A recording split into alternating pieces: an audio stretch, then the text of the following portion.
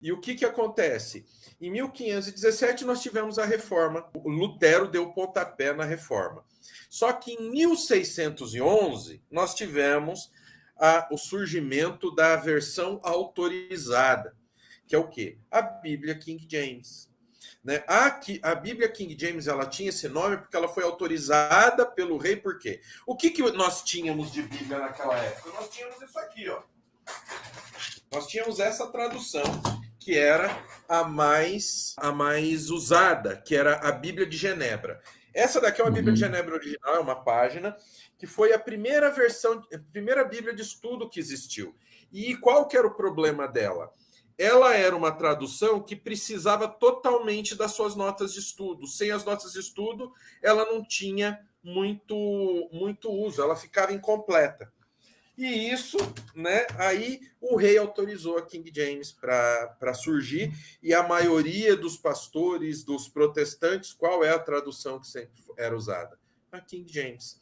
Então, a King James, ela tem, se não fosse a reforma protestante, nós não poderíamos nem ler a escritura, porque não teríamos a Bíblia na nossa língua, no nosso vernáculo. Essa Bíblia King James, essa Bíblia de Genebra que você mostrou, essa folha, né?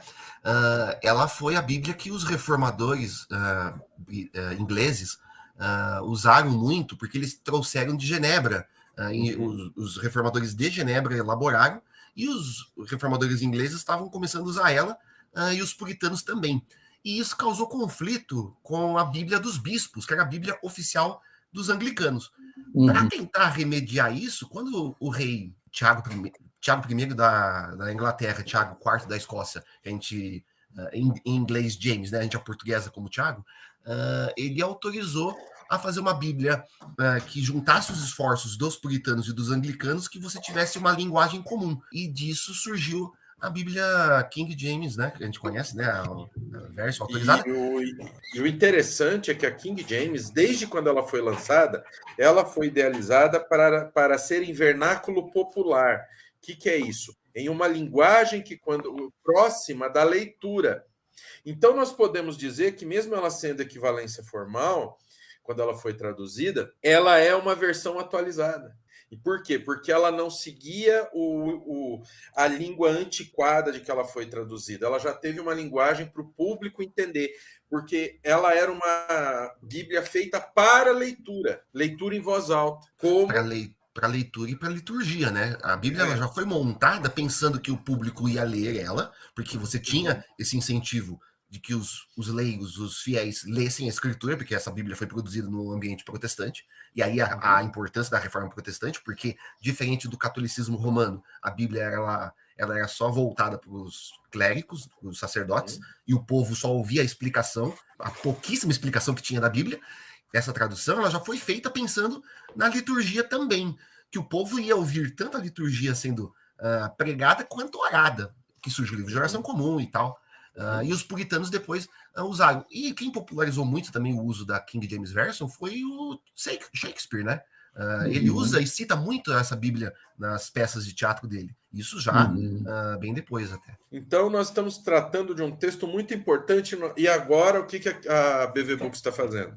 Ela vai juntar a versão em português que vem desse texto. Tá? Estou aqui com o Cláudio, que não vai me deixar mentir. A King James ela foi traduzida, a King James 1611, do texto da King James 1611 em inglês, tá? Mas ela foi conferida nas línguas originais. Então, você não tem uma tradução, não foi, não, é uma cópia lá do inglês feita assim de uma maneira, não. Ele foi feito com muito cuidado, conferindo os textos originais, então não foi um trabalho pequeno. Então nós temos esse texto em português que é fiel a textos de excelente qualidade, como o texto Recíptos, e traduzidos de uma excelente versão em inglês, de uma Bíblia histórica como a King James 1611, e agora ela vai receber estudos diretos de quem?